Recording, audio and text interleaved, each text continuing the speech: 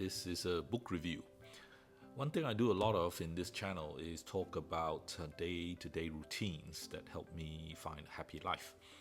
And when it comes to books that help me do this, I find books in two general categories.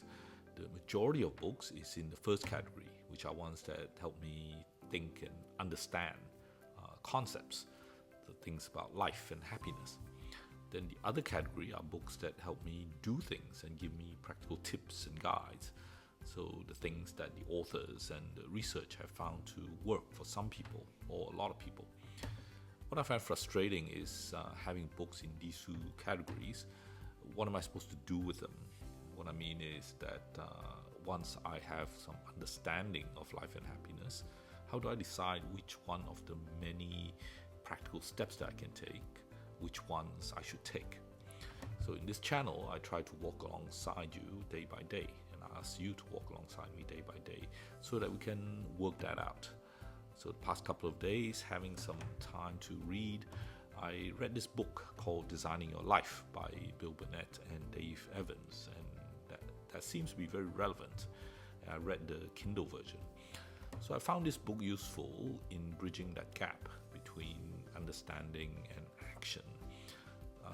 What it offers to me is a framework that sits on top, that takes the ideas of happiness and fulfillment and purpose and turn them into something that I can uniquely do in my life. So the authors came from the world of design thinking. So they describe creative problem solving and innovation in business and technology and engineering. And it then leads them to the idea, which is why not apply these design principles to life? So instead of waiting for the perfect plan or agonizing over big life decisions, they outline a way where you prototype different possibilities, trying things out, gathering feedback, and then adjusting as we go. One of the book's most powerful messages is that there isn't just one perfect path for us, that there are many. And rather than getting stuck trying to predict the right future, we can design small experiments and to test those different paths.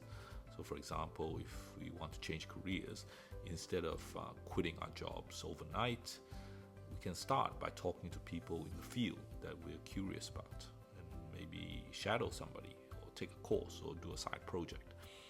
So the key is doing design iterations, taking a small step, learning from them, and then adapting. The book has a lot of exercises, like mapping out daily energy levels to see what actually energizes us, or writing out different versions of what our lives would look like in 5 years. So this book doesn't assume that life follows a straight line. So it embraces uncertainty and the idea that our interests and priorities evolve. There is no right answer. It is trying to live it and do it, and designing a life that works for us. So I recommend this book. I have no commercial relationship with this book or to the author and publisher. This is my independent view after reading it. So I hope you will start designing your life, the one you want, because a good life isn't something that you find, it's something you build.